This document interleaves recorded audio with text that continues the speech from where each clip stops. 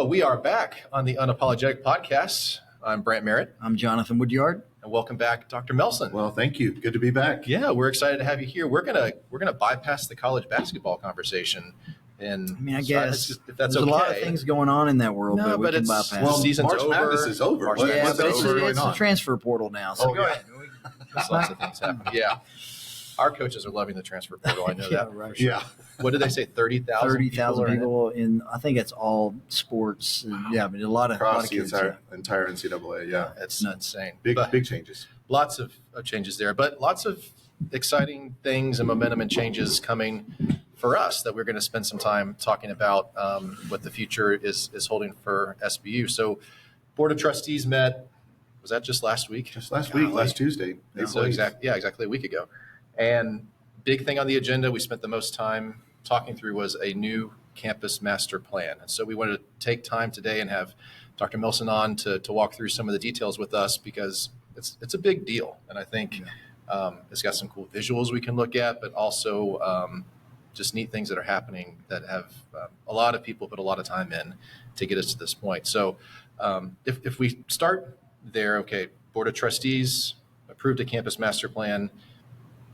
What does that mean? Sort of what's led up to this moment of getting this across the finish line? Yeah, absolutely. Well, one of the things I love about SBU is that we are 147 years old. So SBU started in Lebanon, Missouri, 1878, moved to Bolivar in 1879. So 146 years ago, located just north of where we are, just a few blocks away on a small 8-acre parcel. And then in the 50s, early 60s, purchased this very large property that we have today, which is about 115 acres, and started expanding here in the late 50s, early 60s. I know Beasley Hall was built in 1962. I think the back of Geneva or the Case Bolt building was built in the late 50s, early 60s. So when we were Southwest Baptist College, up through about the mid 60s, this was just the emerging part of campus. And now we look at this incredible campus of 115 acres. And one of the things that struck me when I came to SBU, and we talk about this pretty often, is the vision of Jim Sells. So Jim came, Dr. Sells came in 1968 to SBU. And if you come on campus, there's a statue right in front of the Sells Administration Building of a man holding plans in his hand, or blueprints. And those blueprints or plans are the campus master plan of the university. And that statue is Jim Sells, President Sells.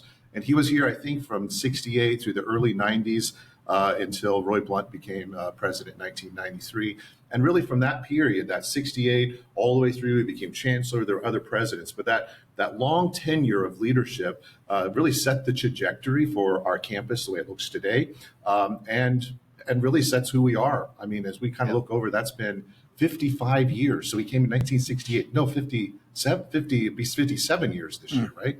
Right. 57 years. So almost 60 years set the trajectory for who we are today and really formed the campus in the way that it looks because of that envisioning.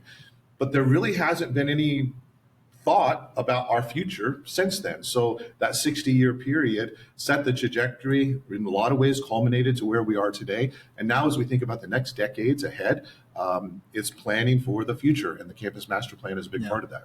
Yeah, we've had these sort of iterative additions and things along the way, of course, but nothing that's been strategic, cohesive, one big plan is really sort of what brought us here. So it's really dreaming. Somebody said in the trustee meeting, we've had different things we've had to deal with over the last few years. There was COVID, there was controversy, whatever. But somebody said it's fun to dream again. Yes. And so that's really what this master plan feels like, a dreaming phase where we're going to go think big, dream big. So it's been fun to do. Yeah. So, I mean, kind of the speed drive-by of the process, we worked with an outside group firm out of Kansas City, PGAV, because this kind of process is not something that you or I or Jonathon or anyone can sit down and put together a campus master plan. Right, it's not an internal ability that most institutions have. So we got some outside help, came in, and it was 9 months, I think, that we've been spending of focus groups and listening sessions and iterative ideas of what campus could look like. And then really bringing to us what looks like a finished product. So is anything on the process that we got here that you think would be standing out, that would be helpful? Yeah, I think it's really important. So we chose PGAV. We looked at lots of different firms who do this and have done other campus master plans very similar to SBU, similar size schools, similar size institutions, as well as much larger and even smaller. They came and they joined us, all the way last summer. And at that point, they started their discovery phase. And the discovery phase really was that season of looking at the existing condition analysis of all of our facilities. We have a lot of facilities, including multiple campuses and properties that, some buildings are 100 years old and some are 50 and 60 years old. And some have been built more recently, but they were able to do a conditions analysis, which I think was really important. Then they started the process of envisioning the future. And this is really where the leadership of the university was engaged, not only just the university leadership, but 175 current students on campus were part of focus groups. We had 50 or more faculty and staff who were involved in stakeholder meetings. We met with our economic development partnership of Bolivar and Polk County, so here in our community. We had a alumni survey and trustee survey that engaged our alumni base as well as our trustees, and we had hundreds of responses to those.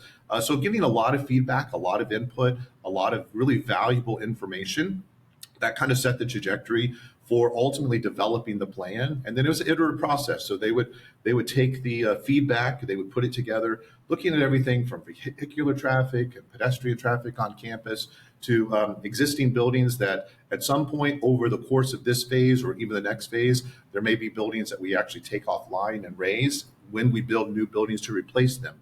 And then there are some new things that we're completely dreaming about the future, how we co-locate some programs, how we expand our learning commons and maybe have a flagship building on the other side of the forum that kind of creates a more historic quad here, even close to where we're sitting right now. There's some ways to connect some buildings. There's some new things like a welcome center and really exciting things on the horizon of thinking about new residence halls as well as apartment style living and those kind of things. That all became to take place really through all of that feedback and through those focus groups. And then we have moved through that process. It's been approved. And now we start toward the next decade or more of implementation.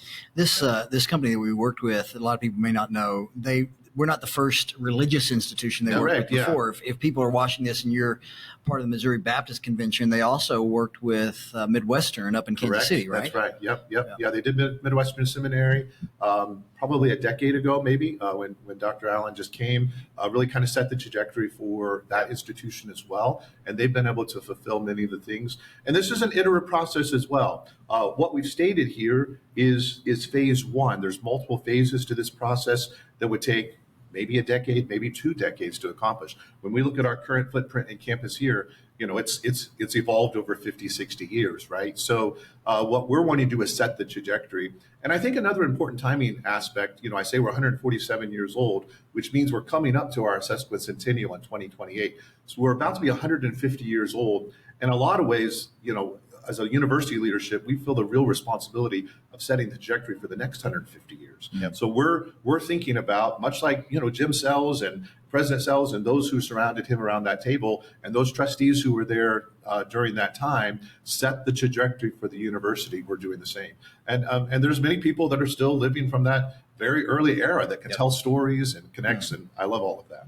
Well, so we're recording this now. When I edit this, people who are listening will actually be able to see an image of this. I'll put an image of the map up, so that's awesome. Going up now, even though I'm not editing. There it is. Now. There's the map. So I think it's just, let's maybe walk through it. I mean, just some of the highlights that we look at, because this is, to mention again, this is phase one. There's multiple phases of this. This is, as much as it looks like a finished product, and we did say this is the direction we want to go, this is where we think things could land, and this is the kind of stuff we want to see happen. Timing, circumstances can change, so it's a fluid plan. But if we take this as, okay, this is phase one, this is the visual, I mean, what's in this? What would be some of the highlights we'd want to call out? I think there's a couple important things as you look at the plan. One of the things that we're doing is co-locating all of our external facilities that have been kind of spread out over campus, including a historic campus that we actually recently sold to Polk County Cares, because that 4 acres wasn't part of this strategic plan, thinking about the future. So co-locating some of those facilities that were on that campus onto this campus, which includes apartment style living. Some of the things that we know for sure that we want to have happen relatively quickly would be student housing, providing apartment-style living housing. So I imagine those will be conversations over the next 12 to 18 months that will kind of set in the trajectory for that. Beginning to look at some of the academic facilities and the learning commons. So when you look at the campus master plan, one of the things that you'll see are some dark buildings. Those represent future facilities. Yeah. And those future facilities, you can kind of see where they're tied in. There's everything from academic to athletic facilities. There are new residence halls, apartment style living. Like I said, the Welcome Center that we would look at placing up near the Cells building that would really create the front door to the university. And I'm excited about that because I think that's a great place to showcase who SBU is. And when people show up, we'll be able to say, here's where we welcome you. We'll be able to set that trajectory for them. Connecting, for example, our Jester building and the Science building. We have an incredible nursing program that's located in our Jester building. Combining those two buildings or connecting those two buildings to create really a more larger, to create an expanded, I should say, STEM type science and engineering and math type area and expand those in that area and connect some of that. I think those will be some things that will create some synergy on campus. You said something about the front, the Welcome Center. You show up, it's like, we're glad you're here, a really welcoming kind of environment or picture at the front of the university. But one of the things they talked about, PGAV talked about the back, when you show up, it's not really attractive. It's not like a big welcoming So the entrance off of Pike Avenue across from the football stadium, right. That part. It feels like you're going to the back of the building. So they've got some plans there to make that more of a front-facing type of place. So there's a couple things that are happening. So if you're familiar with the Bolivar area, and I should mention too, the master plan includes not just Bolivar. We're speaking a lot about Bolivar today because that's a large part of the university. It's a big part of our infrastructure, certainly around the campus master plan. But included in this master plan are also things that we're doing in Springfield. We're moving our Doctor of Physical Therapy program to co-locate with our nursing and radiology program there, our radiography program there. There are some synergies in those facilities that we have at the Hutchins building and the Johnson building. So when we talk about the campus master plan, it's very holistic. It encompasses the work we're doing in Salem and Mountain View, and even the infrastructure for online in the future. So if we talk a lot about Bolivar or those specifics, it's not that we're leaving out the others, but this is obviously a big part of the plan. So when you come in off of Aldridge and you come to the campus, you kind of come to a corner that's the back of a field. And then if you come to the Welcome Center, to the Student Union, the back of the Student Union is the back of the Student Union. Right. So our most attractive parts of campus face inward. And one of the strategies that identified through this process is how we can create more welcoming environments on the backside of buildings, which I'm excited about. One of those would be the Student Union, the expanded 2-story, if not 3-story addition to that. Some new spaces located, for example, with our Case Bolt building, raising the backside of the Case Bolt building so that we can build new. That's music, that's arts, that's all kinds of things that create synergies around there. Thinking about those back sides of those buildings now all of a sudden become the premier spaces and the first thing you see when you come to campus on the backside. Beautiful. Yeah, have multiple entrances that feel like entrances. Yes, exactly. I'm personally excited about the Welcome Center piece over the admissions and marketing side. So having something like that added on to the Cells building, because right now, the main lobby that you come in is the main lobby for the university, for the business office, for your office, for HR, as well as for admissions and prospective students. So to have something that really can be dedicated to them and showcase what their experience would be like is a big, and it's something that universities, it's, I don't want to say we're just following the trends, but it's an important thing that universities are adding because that visit experience is so critical. We have a high matriculation of students who visit campus that end up coming. And so that experience has to be very premier for them to have the best visit possible. We don't want the front door to feel like kind of a letdown. And then you step onto our very beautiful, we're looking outside right now. It's a beautiful day, beautiful campus. I was bringing some friends of ours from Minnesota, the Hirschbergers, you know them. If they're watching, hello to Dustin and Anna. But I brought them in first to the back here. And I'm driving and Dustin's like, so where did you go to work again? But then we pulled onto the campus and I remember him saying, oh, wow. Yeah. This is a beautiful place, and it is. So we want that back to and the front to absolutely. And one of the things I love, in fact, we're looking at the forum right now. One of the things I love about the forum is this is really the hub of campus, and part of that opportunity, we have this massive internal space at the university that there's no facilities on. That gives us opportunity. So when you think about the future, there's included in this plan, as well as multiple phases, to continue to add academic buildings as we expand academic areas, as we grow as a university. There's a lot of space that we have to be able to develop for the future. And part of this plan, even though we're showing just phase one, part of phase two includes even further expansion for the university. And that'll probably be in the next decade, but it sets the trajectory so that as we're planning, as we're thinking about new facilities, some of these things will happen faster than expected. Some of these things may take a little longer than expected, just depending upon where they are in that process. I should mention too, as we're thinking about the quad area, there are two very important, really three, is because I'm looking right now at the bell tower, really three significant structures on campus. One is the Great Commission sculpture, which is right here in our forum. Another is the bell tower, which everyone probably, I don't know when the bell tower was built. We need to find that out. Someone can probably tell us that. The bell tower is a substantial part of our campus that gives us kind of a clear indicator. Of course, has a cross at the top to remind us of who we are as an unapologetically Christ-centered university.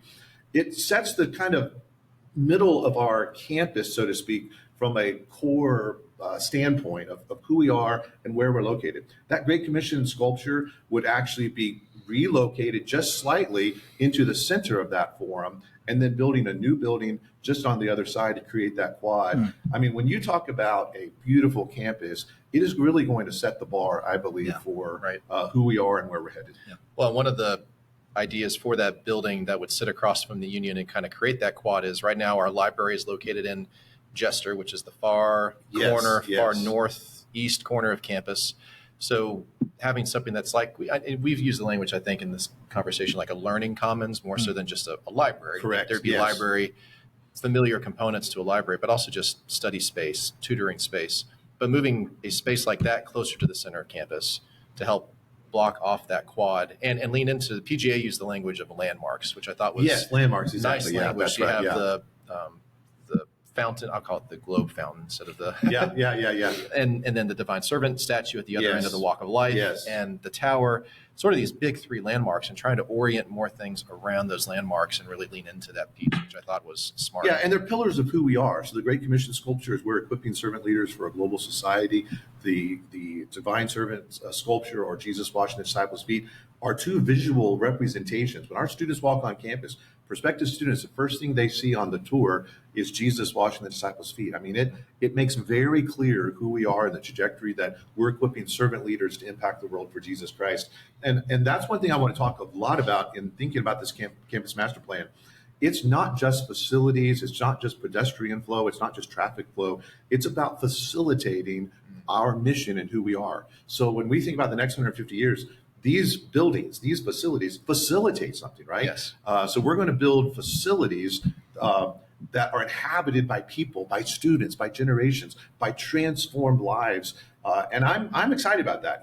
I've been part of this kind of process at previous institutions, and to be able to see the fulfillment of that, not just the dreaming, but the actual implementation, and be able to again to see the fruits of that. I think it will inspire generations of Bearcats to come together. And by the way, we can't do this alone. I mean, we are predominantly a tuition dependent institution. We will be looking for supporters to come alongside us, alumni, donors, friends, to help bring about this incredible vision.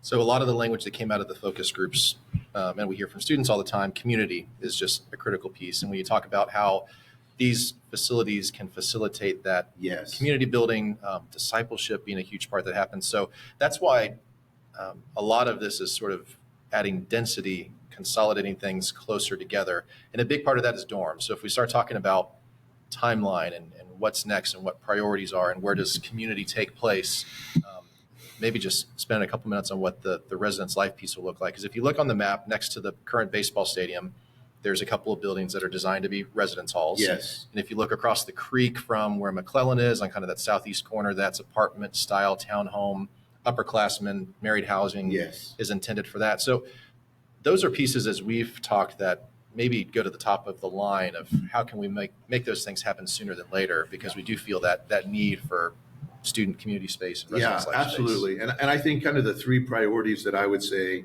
are certainly students, and that is the community discipleship piece, the academic learning, that learning commons, and that welcome center. Those are probably going to be the first three priorities when we think about implementation and timing related to that. Some of our dorms are beginning, so when we look at the existing condition analysis, some of our dorms are beginning to look toward end of life. They'll be reaching 75 years old. So replacing those dorms would be building new dorms and then raising previous dorms. And there's wonderful history connected there. Sure. But we'll be tying that into kind of our 21st century where we are today. And that's just the reality, because the time and effort and money to renovate something like Beasley, yes, versus building something new and repurposing that space where Beasley is on, it's just a reality of kind of the market, what it would take. Exactly. Yeah. And we're talking, this is a multi-year process. We're not talking anything that would happen like quickly, but that is the oldest dorm on this campus that is toward the end of life. So everything is given kind of a grade and a timeline as we think about that. So those new residence halls would be really important. They right now just look like two straight lines. There's a future iteration of this where we'll co-locate all of our athletic facilities together, and they would actually become more of a quad, really right where the baseball stadium is, or baseball diamond is. So it gives you kind of an idea over the future, next decade, maybe even into the next 20 years, there'll be some things that will happen there. That learning commons, co-locating our student services, all student-facing academic services and tutoring, all of those kind of things, plus the library, a 21st century learning commons, I think is a way to think about that. And it's right next to the student union. Right now, students love to hang in the student union. They study in the student union. They locate in the student union. They never leave the student union. They never leave the student union. I'm looking at Dr. Woodyard because that's where his office is. But right across the forum will be this other kind of parallel facility that will heighten both of those. And I think it would it focuses on that sense of discipleship and community and gathering spaces for students that I think is really important. Very close to that, just on the south side of that, would be two new dorms that would ultimately become L-shaped, much like Leslie and Landon. And then as we think kind of across the creek there, creating a slightly separate space, is a beautiful set of new apartment style living. And still has all of this still, by the way, has to be designed. Sure. The next phase would begin envisioning what these facilities look like, how many they would hold, all of those kind of things. But to set the trajectory toward the future creates a great deal of excitement and looking forward for SBU. Yeah, some of these things are hard until you get something like this and you can see the map and you can see where things it's just hard to picture until you actually can kind of see. It's like, oh wow, this is what it actually can look like. This is the direction we want to go. Of all the choices we had, and there were multiple iterations of what something could look like. Yes. Of all the ways something could look like, this feels like SBU, feels like it's attainable, and it's going to make a big difference, as we make this happen. Just quickly, you've touched on it a little bit, but next potential steps. We've got to explore maybe some things that can happen in the near term, maybe with housing, but then there's sort of a whole plan of what this campaign could look like. And that'll come over the next, 18, 24 months. Probably. Yeah, exactly. So we'll start developing a capital campaign, comprehensive campaign, fundraising campaign over the next 18 months. We'll start having conversations with those closest to the institution. I imagine there'll be a big public launch toward our sesquicentennial, so toward 2028. If there are those listening who see something that they would love to be part of, maybe they hear the heartbeat behind our learning commons or the welcome center or residence halls, I would love for them to reach out to me or to Leon Wirth in our advancement office. We can start conversations now. We'll start developing some ideas and plans for these that will give scope. They'll give a sense of what a range of cost would be for these. It would be very important for everyone to know and understand when we look at tuition each year, that covers the cost of training and equipping a student in their program. All of these facilities will not be paid for, so to speak, on the backs of students. It'll be money that we will secure through multiple resources, but mostly through donations and gifts, those who will come alongside us and partner with us in this vision. And I think that's really important as listeners are hearing. Sometimes I know, tuition is always a conversation, and cost and affordability. It's very important that we remain affordable and accessible as an institution. And the future growth of this institution, just like many of these facilities that have names on them today were supported by many very, very generous donors that we need for our future, and that we invite into this really exciting future plan for SBU, again, to further the incredible mission as an unapologetically Christ-centered, caring academic community, that we are truly equipping servant leaders to impact the world for Jesus Christ in a global society. And folks, to me, that gets me up every morning. That gets me excited about what we're doing. Yep. And when we have a vision about this for the future, we don't have to. We look to our past and stand on the shoulders of those like Jim Sells and President Sells and others. We stand on their shoulders as we build the future. But at the end of the day, and we talk about this a lot, Paul said, I planted, Apollos watered, God gave the growth. God is giving growth. We're seeing growth here at the university. This is about facilitating that growth. And most important, the transformation that happens in the lives of students and the impact for the next generation. Yes, that's awesome. I know we're excited. Yeah, it's exciting Our days. board is excited. Yes. Students are excited. You did a whole presentation with students of what this could look like. And I even our SBU memes account was talking about how excited they were of what they saw. So this is a cool time. I think it's an exciting time for us to dream, as you mentioned, Dr. Woodyard, to envision the future. We did a State of the Union in the Union with our students.